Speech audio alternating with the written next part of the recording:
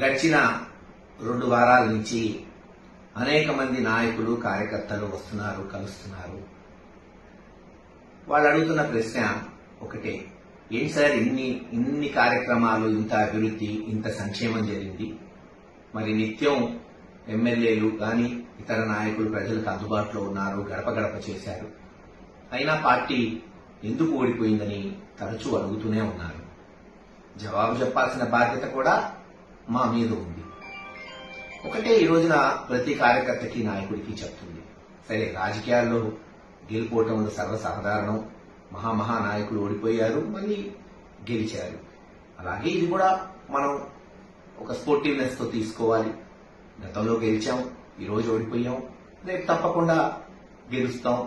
మనం మన బాధ్యతని, ప్రతిపక్ష బాధ్యతని మరి హుందాగా నిర్వర్తిస్తూ ప్రజల్లోకి పోయి ప్రజల తరఫున అధికార పక్షాన్ని ఎండగడుతూ ఉంటే తప్పకుండా ప్రజలు మనకు అవకాశం ఇస్తారు. కానీ ఈరోజు ఓడిపోవడానికి సరే అనేక మంది కార్యకర్తల నాయకులతో నేను మాట్లాడుతుంటే వాళ్ళు చెప్తున్న ఒక మేజర్గా 2-3 కారణాలు. సంక్షేమం బ్రహ్మాండంగా చేసింది ఈ ప్రభుత్వం, కానీ లోపాలు కనపడుతుందైతే ఉదాహరణకు మనం తీసుకుంటే లిక్కర్లో ప్రభుత్వానికి చెడ్డ పేరు వచ్చింది అనేది వాస్తవం. అనేక సార్లు మేము సజ్జల గారికి కానీ విజయసాయి రెడ్డి గారికి కానీ చెప్పడం జరిగింది, చెడ్డ పేరు వస్తుంది, దీన్ని మనం అధిగమించాలి అని. దురదృష్టకరం, చర్యలు లేకపోవటం, మరి దాని పర్యవసానం ఈ రోజున అనేక మంది కాదు, దాదాపు 20-25% మంది రోజు ఈ లిక్కరు తాగేవాడు ఉంటారు, ముఖ్యంగా సన్నకారులు. మరి వాళ్ళు ఏదైతే తెలుగుదేశం చేసిన దుష్ప్రచారం, నాసిరకం మందు, మరి ఇది పనికిరాని మందుని అత్యధిక ధరకి అమ్ముతున్నారని తెలుగుదేశం నాయకులు చేసిన ప్రచారాన్ని వాళ్ళు నమ్మారనే మనం ఈరోజు విశ్వసించాలి. అలాగే శాండ్ మీద ఆధారపడే వాళ్ళు, మరి ఎవరైతే కార్మికులు ఉన్నారో వాళ్ళు కూడా శాండ్ పాలసీ బాలేదు, వాళ్ళకి ఇంకా మెరుగైన పాలసీ కావాలని వాళ్ళు ఓట్లేశారనేది కూడా మనం నమ్మాల్సి వస్తుంది. ఇలా కార్మిక సంఘాల్లో మరీ ముఖ్యంగా ఎస్సీ, ఎస్టీ, బీసీ మైనారిటీల్లో లిక్కర్ ఒకటి, శాండ్ ఒకటి మనల్ని దెబ్బకొట్టుంటాయి. సరే తెలుగుదేశం చివరిలో చేసిన దుష్ప్రచారం టైటిలింగ్ యాక్ట్ ఎంతో కొంత నష్టం చేసిందనే మనం మరి భావించాల్సి వస్తుంది. అన్నిటికన్నా రాజకీయంగా ఇప్పుడు నేను చెప్పిన కారణాలన్నీ అందరూ చర్చిస్తున్నారు, గ్రామాల్లో మాట్లాడుతున్నారు. తప్పులేదు, మాట్లాడాలి కూడా. తప్పులు ఎక్కడున్నాయో తెలుసుకోవాలి, మరోసారి జరగకుండా చూసుకోవాలి. కానీ నేను ఒకటి చెప్పదలుచుకున్నా, ప్రతి నాయకుడికి, కార్యకర్తకి, ఒకసారి తెలుగుదేశం వాళ్ళు వింటే వాళ్ళకి ఉపయోగపడితేమో, జగన్మోహన్ రెడ్డి గారు పార్టీ పెట్టడానికి, అనతి కాలంలోనే ఆ పార్టీని అధికారంలోకి తీసుకురావడానికి 2014లో ఓడిపోయినా సరే తాను మళ్లీ 2019లో పట్టి పాదయాత్ర చేసి పార్టీని అధికారంలో తీసుకొచ్చి చరిత్ర సృష్టించడానికి కారణం, ఈరోజు మళ్లీ చంద్రబాబు నాయుడు గారు గెలవడానికి కారణం ఒక్కటే, అదే అవమానం. గుర్తుపెట్టుకోండి, అవమానం. ఈ అవమానం అనేది సామాన్యమైన విషయం కాదు. అవమానమే మనిషిలో కసి పెంచుతుంది, ఆయుధాలను పెంచుతుంది, మనిషి పోరాట పటిమను పెంచుతుంది. చరిత్రలో మహాభారతాలు, రామాయణం చదివి పెరిగిన వాళ్ళం. ఆ రోజు కూడా నిండు సభలో పాండవులకు అవమానం జరిగితే పోయి యుద్ధం చేసి యుద్ధంలో రాజ్యాన్ని గెలుచుకున్నారు.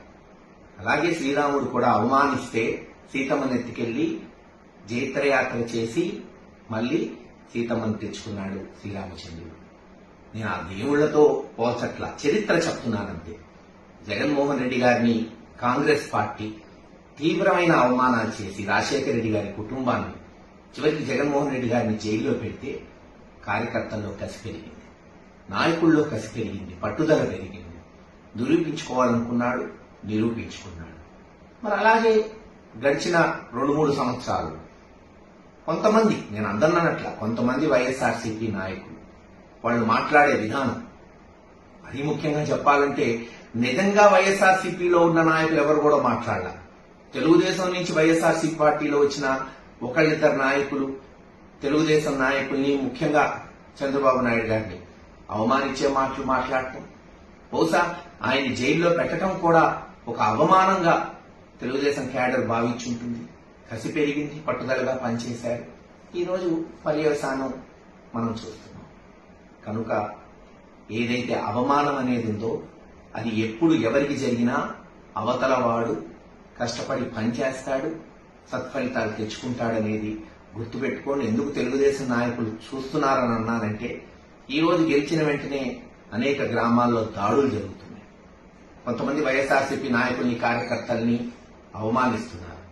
ఈ రోజు వైఎస్ఆర్సీపీ పార్టీని కూల్చేశారు. అది చట్టానికి వ్యతిరేకమా? చట్టపరంగా చేసుండొచ్చు, ఇంత హడావుడిగా చేయాల్సిన అవసరం లేదు. కానీ చేసిన విధానం, మళ్ళీ మీరు వైఎస్ఆర్సీపీ పార్టీ నాయకుల్ని, పార్టీని అవమానించేటట్టు ప్రవర్తిస్తున్నారు. ఆలోచించుకోండి, దీని యొక్క పర్యవసానాలు ఎలా ఉంటాయనేది. ప్రజలు మీకు ఒక అవకాశం ఇచ్చారు, అందించండి, మంచి పాలన ఇవ్వండి. ప్రజలు మీరు మంచి పాలన ఇస్తారని మీకు ఓట్లేశారు అని మీరు చెప్తున్నారు. తప్పకుండా మీరు చేయండి. ఒక ప్రతిపక్ష పాత్ర తప్పకుండా జగన్మోహన్ రెడ్డి గారి నాయకత్వంలో మేమందరం కూడా సమర్థవంతంగా ముందుకు పోతాం. ప్రక్షాళన చేసుకోవాలి, చేసిన తప్పులు తెలుసుకోవాలి, మళ్లీ తప్పులు జరగకుండా చూసుకోవాలి. ఎవ్వరం కూడా కుంగిపోయే ప్రసక్తే ఉండదు. ఈ రోజు ఏం కొత్తగా రాజకీయాలు చూడట్లేదు. ఈ ఇంట్లో 90 ఏళ్ల నుంచి రాజకీయాలు చూసాం. అనేక ఎలక్షన్స్ గెలిచాం, ఓడాం. గెలిచినప్పుడు ఇక్కడే ఉన్నాం, ఓడినప్పుడు ఇక్కడే ఉన్నాం. తప్పకుండా హుందాగా రాజకీయాలు చేసుకుంటూ ప్రజలకు మంచి చేసే విధానంలో జగన్మోహన్ రెడ్డి గారి నాయకత్వంలో ముందుకు పోతామని తెలియచేస్తున్నాం.